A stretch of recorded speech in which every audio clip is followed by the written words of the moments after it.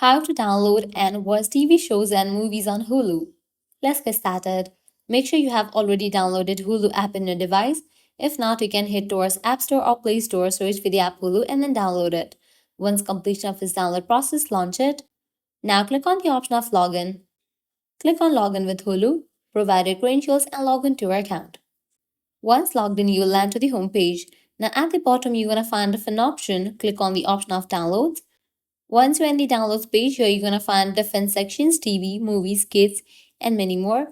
Head over to any of the sections from where you want to download the video. Launch it. You'll find this download icon at the right corner of each of the video. You have to click on this download option where that download process will start. Once completion of download process, you will see this kind of icon. Now I can head over to the download section and check the videos. So this way you can easily download and watch TV shows and movies on Hulu. If this guide was helpful, don't forget to like, share, and subscribe to our channel. Thanks for watching.